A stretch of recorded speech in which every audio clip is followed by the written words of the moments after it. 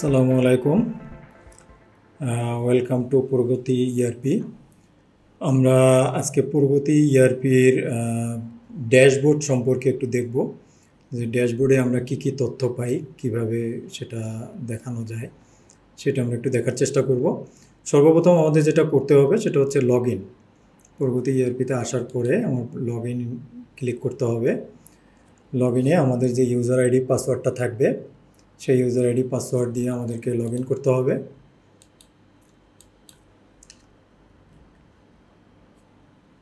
তো আমি ইউজার আইডিটা নিলাম, পাসওয়ার্ড দিব।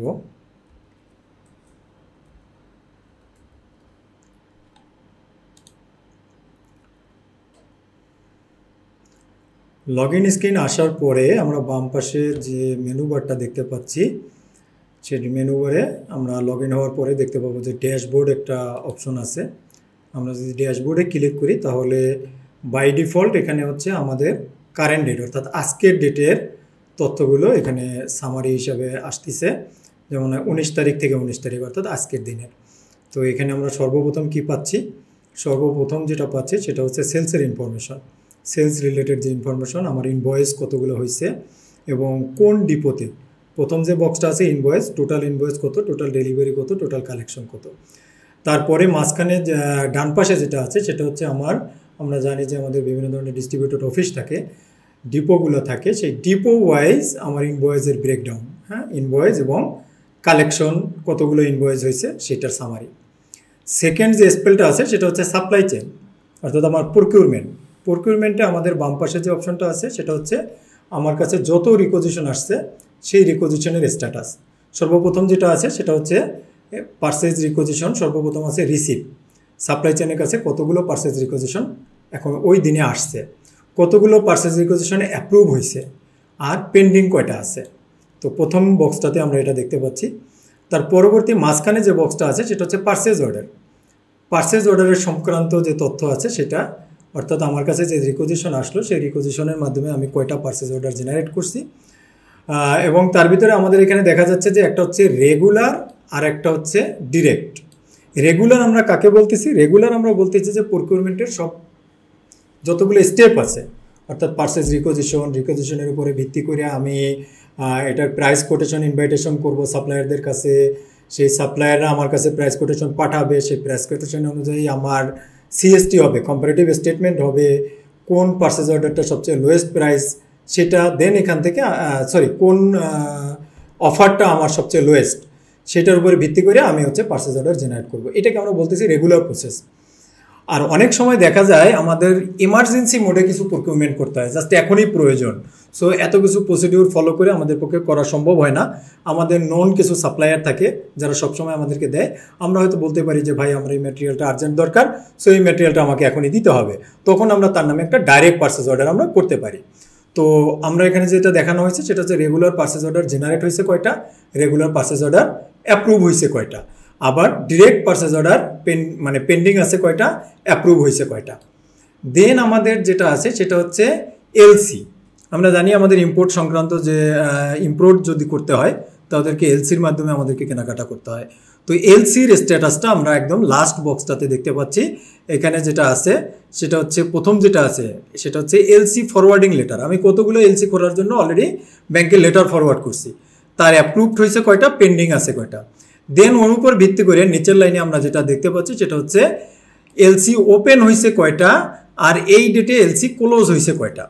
তার মানে আমি প্রথমে দেখলাম হচ্ছে পারচেজ রিকোজিশন কতগুলো আসছে, তারপরে দেখলাম পারচেজ রিকোজিশনের উপরে ভিত্তি করে আমি পারচেজ অর্ডার কয়টা করলাম, দেন তারপরে আমি দেখতেছি যে পারচেজ অর্ডার যেটা আমার ইম্পোর্ট করতে হবে তার জন্য এলসি খোলার জন্য আমি ফরওয়ার্ডিং লেটার কয়টা মুভ করছি, দেন হচ্ছে আমার কয়টা এলসি ওপেন হয়েছে অথবা ক্লোজ হয়েছে। এরপরে আমরা যেটা দেখতে পাচ্ছি সেটা হচ্ছে ফ্যাক্টরি অপারেশনের কিছু সামারি। তো ফ্যাক্টরি অপারেশনের সামারির ক্ষেত্রে আমরা প্রথমেই যেটা দেখাচ্ছি সেটা হচ্ছে প্রোডাকশন। আমাদের প্রোডাকশনের যে ইনফরমেশনটা এখানে দেওয়া আছে সেটা হচ্ছে ব্যাচ। আমি আজকে কতগুলো ব্যাচ স্টার্ট করছি, কতগুলো ব্যাচ আমি লঞ্চ করছি। তারপরে হচ্ছে ওই ব্যাচের এগেনস্টে আমি কতগুলো র রিকোজিশন দিছি, প্যাক রিকোজিশন দিছি, এবং আমি ফিনিশ গুডস কি পরিমাণ ফ্লোর থেকে স্টোরে ট্রান্সফার করছি। এরপরে যেটা আছে মাঝখানে সেটা হচ্ছে র মেটেরিয়াল স্টোর। র মেটেরিয়াল স্টোর থেকে সাপ্লাই চেইনের কাছে পারচেজ রিকোয়েজিশন দেওয়া হয়েছে কয়টা। তারপরে হচ্ছে আমি কত পরিমাণ ম্যাটেরিয়াল রিসিভ করছি আর আমি কতগুলো ব্যাচের এগেনস্টে ম্যাটেরিয়াল ইস্যু করছি। দেন হচ্ছে প্যাকেজিং ম্যাটেরিয়ালে সেম, প্যাকেজিং ম্যাটেরিয়ালে কতগুলো পারচেজ রিকোয়েজিশন দেওয়া হয়েছে, দেন রিসিভ কি করা হয়েছে আর ব্যাচের এগেনস্টে আমি ইস্যু কি করছি। এরপরে যে লেয়ারটা আছে সেটা হচ্ছে আমাদের কিউসি সংক্রান্ত, কোয়ালিটি টেস্ট, আমাদের কিউসি ল্যাব যেটা আছে, কিউসি ল্যাবের ইনফরমেশন। কিউসি ল্যাবের ইনফরমেশন কি, আমার প্রথম যেটা আছে সেটা হচ্ছে আমি কয়টা র ম্যাটেরিয়ালের টেস্ট করছি, হ্যাঁ, কয়টা র ম্যাটেরিয়াল আমার টেস্ট হয়েছে, কয়টা র ম্যাটেরিয়াল রিসিভ হয়েছে অর্থাৎ আন্ডার টেস্টে আছে। তারপরে আমি প্যাকেজিং ম্যাটেরিয়াল কতগুলো টেস্ট করছি, কতগুলো প্যাকেজিং ম্যাটেরিয়াল আন্ডার টেস্টে আছে। রিসিভ হয়েছে মানে ওয়্যার হাউস রিসিভ করছে এবং কিউসির কাছে রিকোয়েস্ট করছে এটা টেস্ট করার জন্য, এরকম কতগুলো আন্ডার টেস্টে আছে। দেন হচ্ছে আমি ফিনিশ গুডস, ফিনিশ গুডসে কতগুলো টেস্ট করছি, আর সর্বশেষ হচ্ছে আমি ফিনিশ গুডস কতগুলো টেস্ট করার রিকোয়েস্ট আমার কাছে আসছে কিউসির। দেন হচ্ছে পিডি, প্রোডাক্ট ডেভেলপমেন্ট ফ্যাক্টরির। প্রোডাক্ট ডেভেলপমেন্ট আমাদের বেসিক্যালি যে কাজগুলো করে সাধারণত ফর্মুলা তৈরি করা, তার প্রোডাক্ট ইনফরমেশন, প্রোডাক্টের বিভিন্ন ধরনের রেসিপি তৈরি করা, এই তথ্যগুলো আমরা দেখি যে পিডি থেকে করা হয়। তো সর্বপ্রথম আমাদের যেটা দেখানো হয়েছে যে আমার অ্যাক্টিভ প্রোডাক্ট কতগুলো আছে, দেন অ্যাক্টিভ প্রোডাক্টের ভিতরে আমার কতগুলো প্রোডাক্টের ফর্মুলা তৈরি করা হয়েছে আর কতগুলো প্রোডাক্ট ফর্মুলা ছাড়া আছে, আর কতগুলো প্রোডাক্ট আছে যেগুলা ফর্মুলা ক্রিয়েট করা হয়েছে বাট ইনকমপ্লিট। এখন বলতে পারেন যে ইনকমপ্লিট আমরা কিসের ভিত্তিতে বলতেছি। ইনকমপ্লিট বলা হচ্ছে যে আমরা জানি একটা কমার্শিয়াল প্রোডাক্ট যদি আমরা বানাইতে চাই তাহলে আমার দুইটা স্টেজে ম্যাটেরিয়াল লাগে, একটা হলো র ম্যাটেরিয়াল, একটা হলো প্যাকেজিং ম্যাটেরিয়াল। এখন দেখা যাচ্ছে আমি র ম্যাটেরিয়ালের পার্টটা রেসিপি করে রাখছি, প্যাকেজিং পার্টটা করি নাই, অথবা কোনো একটা পার্টে কমপ্লিট করছি, কোনো একটা পার্টে করি নাই। এইভাবে পার্শিয়াল যদি কোনোটা করা হয় সেটাকে আমরা বলছি ইনকমপ্লিট। এরপরে যেটা আছে সেটা হচ্ছে সিডিসি।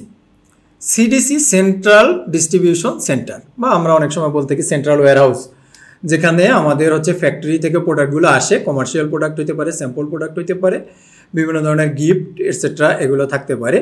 তো সেগুলো আমরা ফ্যাক্টরি থেকে বা সাপ্লাই চেইনের কাছ থেকে আমরা রিসিভ করি এবং দেন ডিপোগুলোতে ডিস্ট্রিবিউট করি।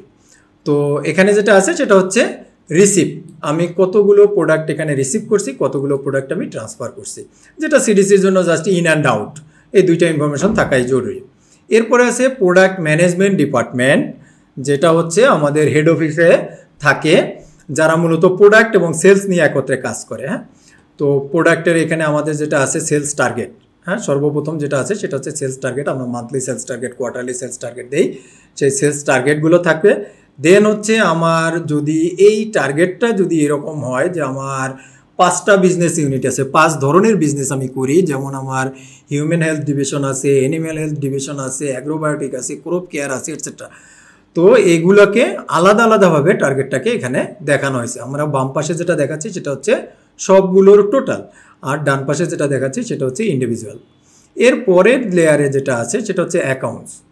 অ্যাকাউন্টস হচ্ছে আমাদের সর্বশেষ জায়গা, সমস্ত বিজনেস একত্রীভূত হয় আমাদের অ্যাকাউন্টসে এসে। তো এখানে যেটা হচ্ছে যে অ্যাকাউন্টসে কিছু আছে আমাদের অটোমেটিক ভাউচার তৈরি হয়, কিছু আছে আমরা ম্যানুয়ালি ভাউচার ক্রিয়েট করি। তো আমার কতগুলো ভাউচার ক্রিয়েট হয়েছে, রিসিভ এন্ট্রি কয়টা হয়েছে, পেমেন্ট এন্ট্রি কয়টা হয়েছে, জার্নাল এন্ট্রি কয়টা হয়েছে। এইচআরের যেটা আছে সেটা হচ্ছে আমার এক্সিস্টিং এমপ্লয়ি কয়জন, ম্যানেজমেন্টের কয়জন, নন ম্যানেজমেন্ট কয়জন, নতুন জয়েন করছে কয়জন, টোটাল লিভে আছে কতজন। যেহেতু আমরা টোটাল রিপোর্টটা এখানে দেখতেছি আজকে হচ্ছে একদিনের জন্য, যদি আমরা ডিউরেশন ধরে রিপোর্টটা রান করি একই রিপোর্টের ভ্যালুগুলো তখন চেঞ্জ হবে। এরপরে যেটা আছে অ্যাডমিন, অ্যাডমিনে জাস্ট হাইলাইট করা হয়েছে যে এখানে আমাদের কতগুলো ভেহিকেল আছে। এই রিপোর্টটাই যদি কিনা আমরা এখানে একটু ডেটটা চেঞ্জ করি, যে আমি একটু আগে থেকে রিপোর্টটাকে চালাই, সো আমি এটা এখানে রান করতে পারি। তো আমি ডেটটা ক্লিক দিয়ে আমি কি করব, সার্চে ক্লিক করব।